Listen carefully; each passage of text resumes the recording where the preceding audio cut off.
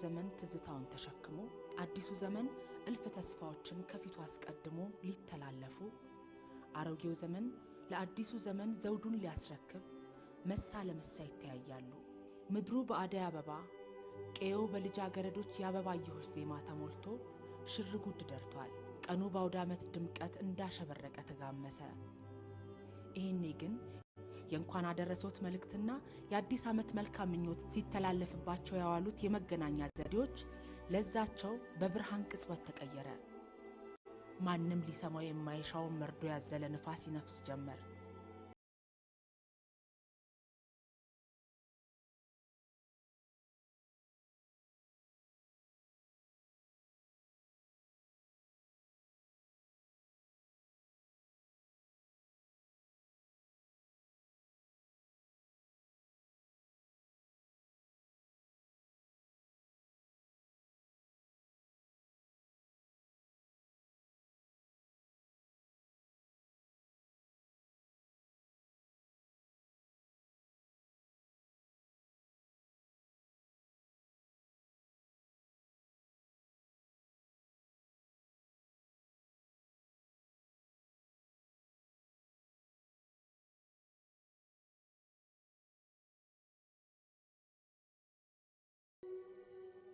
መርዶውን የሰሙ ሁሉ ሟርት ነው ብለው አለማመንን እንጂ እውነት ነው ብለው ማመንን አልፈለጉም። ቢፈልጉም እንኳ መርዶ እንዲህ በቀላሉ ከጆሮ የሚዋሃድ አይነት አልነበረም። ያቺ በብዙ አድናቆትና አክብሮት የታጀበች በላህ አስጨራሽ ትግልና ጽናት የደመቀችና ሳቅ እንደ ርችት የሚፈነዳላት ነፍስ እንዲህ በድንገት ሳቋ በጽልመት ይጋረዳል፣ ጥልቅ ዝምታ በገጿ ላይ ያረባል ብሎ ማንም አላሰበም ነበር። ግን የማይሆነው ሆነ። አርቲስት ሰብለ ተፈራ ዳግም ላትመለስ በፍቅር ላጀባት ሕዝብ የሥራዎቿን ቋሚ ሐውልቶች አኑራ ከነሳቋ ከነህልሟ ከነጽናቷ እችን ዓለም ተሰናበተች።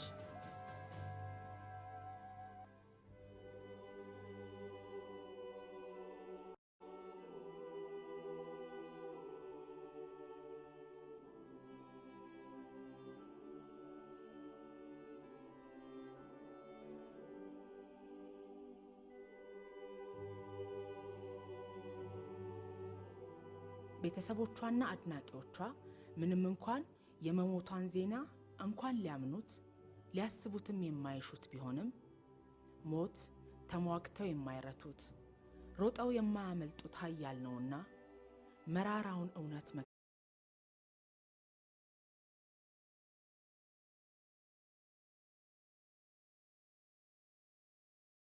እሷን አስቦ ስሟን ጠርቶ ማልቀስ ቀላል አልሆነም።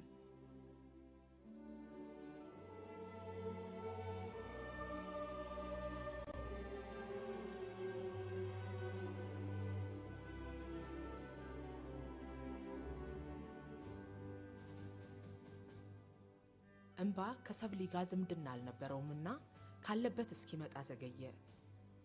በድንጋጤና በግራ መጋባት ጥርጊያ መንገድ ተዘጋጅቶለት የመጣው እንባም በሰብለ ቤተሰቦች የሥራ አጋሮችና አድናቂዎች ፊት ላይ መንታ መንታ የሆነ ቁልቁል ዘነበ።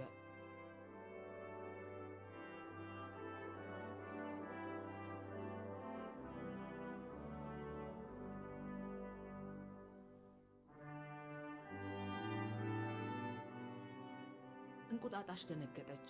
ያመጣችውን ጣጣ አይታ ብርሃኗን ቀነሰች፣ ደበዘዘች። አውደ ዓመቱ አዘቦት ሆነ።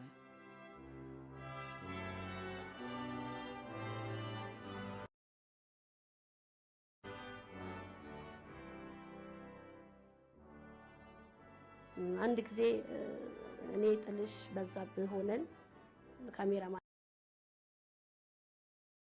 አናችንን ይዘን ወደ ጅማ እንሄዳለን ማስታወቂያ ልንቀርጽና ወሊሶ ላይ ለምሳይ ሁሉ ሻይ ቡና ብቻ አረፍን። ገና ቁጭ ብለን ሻይ ቡና እንዳዘዝን በምን ቅስበት እንደሆነ አላቅም አንዱ በስጦታ ወረቀት የተጠቀለለ ስጦታ ይዞልኝ መጣ። ከአንድ ሰው ጋር ፎቶ ከሚያነሳው ሰው ጋር ሆኖ እዚህ ከፈታልና ክፍት ስናርገው ዳቦ ነው። በጣም ሳቀን። 1968 ዓመተ ምህረት ወሎ ሰፈር አርቲስት ሰብለ ተፈራ የህይወቷን ሀሁ ልትቆጥር ተወለደች። ገና ከልጅነቷ የልቧ ሚዛን ለጥበብ ያደላ ነበርና በአፍላነት እድሜዋ መድረክ ቤቷ ሆነ።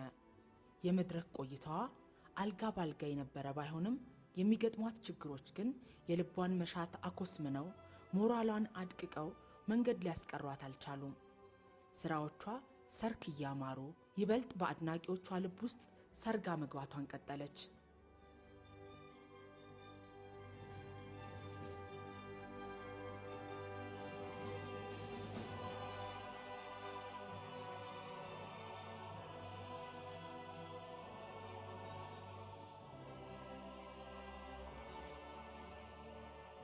ሰብለ ለቤቶች ድራማ ትልቅ ድምቀት ነበረች። ስራዋን የምትሰራው በፍቅርና በፍጹም ፍላጎት ነበርና ሰብለ ተዋናይት ብቻ አልነበረችም። ብዙ ሰዎችን ብዙ ማንነቶችን የያዘች ነበረች። በአንድ በኩል ትሁቷ ስራዋን አክባሪዋ ሳቂቷ ሰብለ ተፈራ ትዝ ትለናለች። በሌላም በኩል የሳቃችን ምንጭ የነበረው የውሃ ትርፌ ትዝ ትለናለች። ያንን ደማቅ ፊቷን ለማየት ጊዜን ወደ ኋላ ብንጎትተው ምንኛ ደስ ባለን።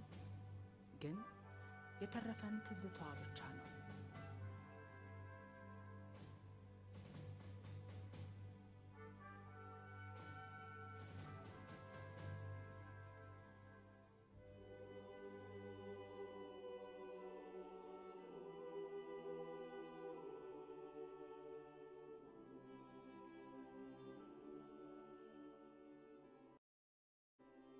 እውነት ለመናገር ቤቶችን ለመስራት ይናፍቀኛል።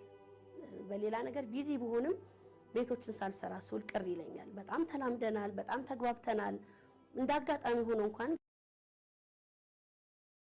ስንቀረጽ አንድ ሰው ከጎደለ በጣም ያንን ሰው ሚስ እናደርጋለን። ውጭም በነበርኩበት ጊዜ አይ ነበር አያመልጠኝም። በዩቲዩብ እያንዳንዱን ክፍል ሳይ እንባይ ሁሉ ይመጣል። እኔ እዚህ ቦታ ላይ ብኖር ብዬ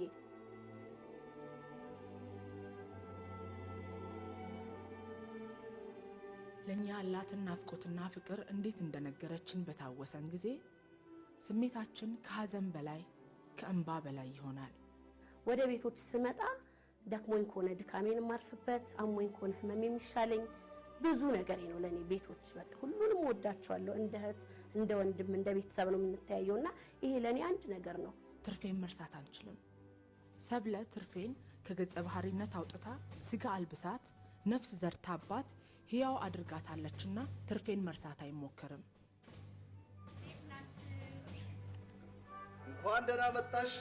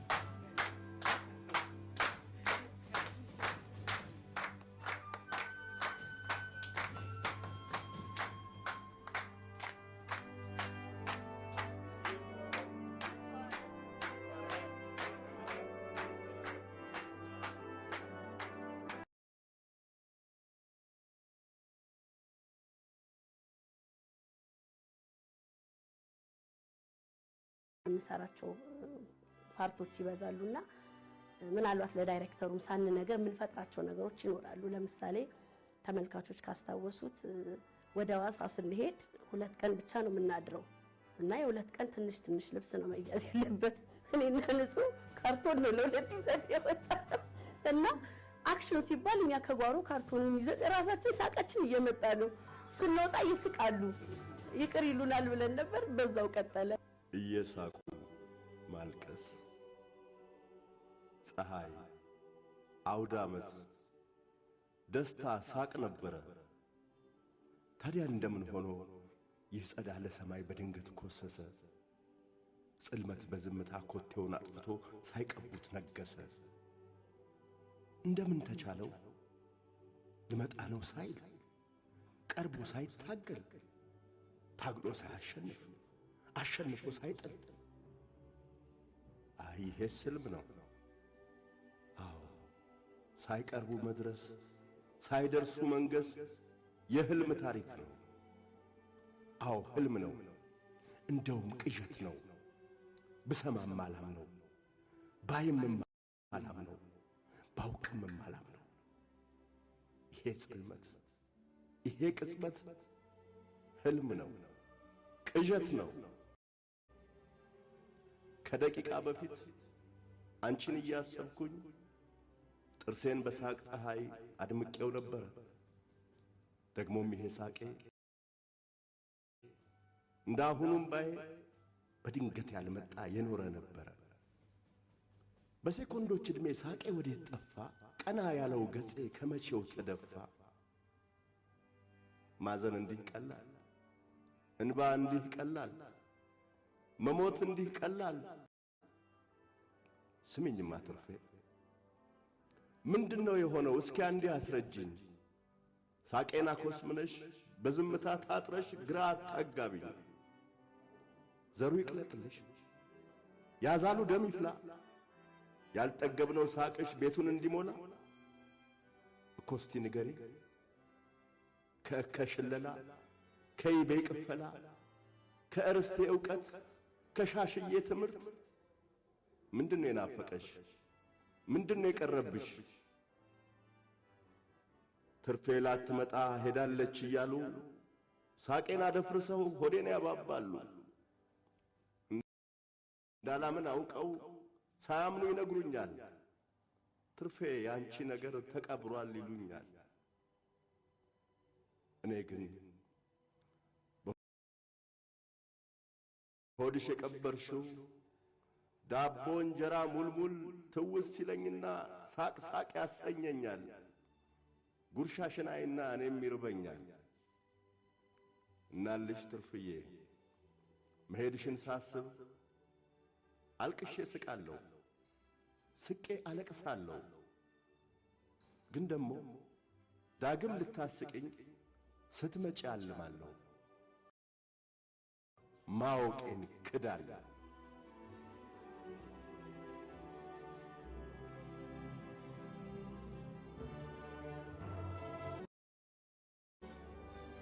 ቤቶች ላይ እንግዲህ የሌላ ፕሮዳክሽን ላይ እንደውም እንዳጋጣሚ ከአሹ ጋር ስናወራ ነበር ከሌላ ፕሮዳክሽን ላይ ከሚሰራ ሰው ጋር ድራማው ላይ ካለ ሰው ጋር አይተዋወቅም እኛ ደግሞ ቤቶች ላይ ያለን ሰዎች ነው ወይም ተዋናዮች ደግሞ ሁሉ ጊዜ አብረነን ሁላችንም አብዛኛው ስራ ላይ ያለን ያ ነገር ቤተሰብነትን ስራው እንዲዋሃደን ስራው ውበት እንዲኖረው እንድንግባባ አግዞናል ማለት ይቻላል የሰብሊ ስራዎች የትጋቷ ፍሬዎች ምንም እንኳን ትላንቷን ለመካስ እየበዙበት በነበሩበት ሰዓት ሁሉን ትታ ብትሄድም ለስሟ መዘከሪያ በቂ ሐውልት ተክላለች ሐውልቱ ግን በድንጋይና በሲሚንቶ ታንጾ በአደባባይ የቆመ ሳይሆን በእያንዳንዳችን ልብ ውስጥ ያለና ንጹህ ፍቅሯና መልካምነቷ ያነጸው ነው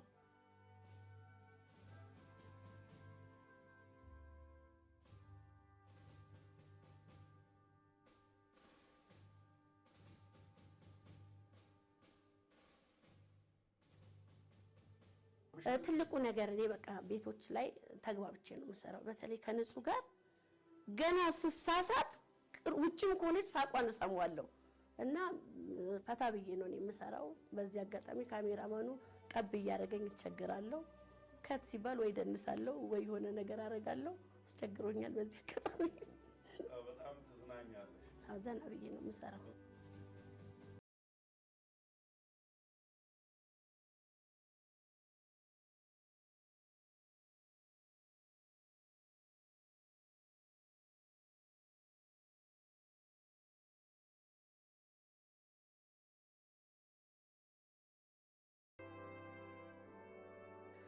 ትርፍዬ ብሎ መተው ሰላም ይሉኛል። አንዳንዴ እሷ እኮ ሻሼ ነች ብዬ እሷ እንደሆነች እናገራለሁ። ይሄ ነገር በዛባት መሰለኝ። በቃ ካወቁኝ ሰላም ይበሉኝ ዝም በይ ትለኛለች። እና በቅርቡ ወደ 4 ኪሎ አካባቢ አንድ ቤት ቁጭ ብለን ታዲያ ትርፍዬ ደህና ነሽ እንደምነሽ አሉ። ከሷ ጋር ቁጭ ብዬ ማለት ነው። ሻሼን ሰላም በይልኝ ይሄን ረሳው ይሄን ለማለት ነው።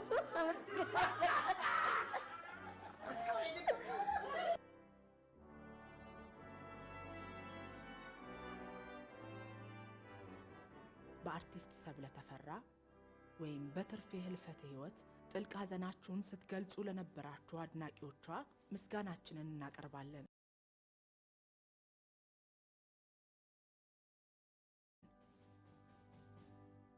ፈጣሪ መጽናናቱን ይስጠን።